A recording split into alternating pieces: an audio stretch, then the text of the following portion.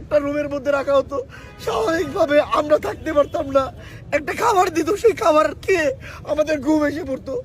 খাবার দিত ভাতের সাথে মিশাই, আমরা জানি না খেতে হবে, সেই খাবার খাওয়ার সাথে সাথে ঘুম এসে পড়তো। আর নেত্রীকে বিনা চিকিৎসায় তাদের প্রত্যেকটা নেতাকর্মী প্লেনে করে যে সিঙ্গাপুরে বিভিন্ন দেশে চিকিৎসা নিয়ে এসেছে। আমাদের যিনি অন্যায়ের কাছে আপোষ করেনি, আপোষের নেত্রী, তাকে বিনা চিকিৎসায় ঘরের মধ্যে তিলে তিলে শেষ করে দিতে চেয়েছিল।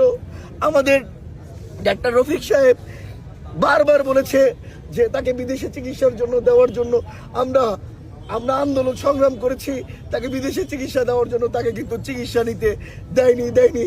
শেষে একটি কথা বলি, আমাদের নেত্রীকে দেখুন, আমাদের নেত্রী অন্যের কাছে আপোষ করেনি। দেখুন সে কতটুক, মানে কি বলবো, কষ্ট নিয়ে সে তাকে বিদেশে চিকিৎসা নেওয়ার জন্য তাকে এবারেও বলা হয়েছে।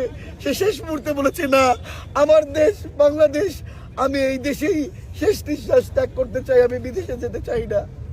সেটি হলো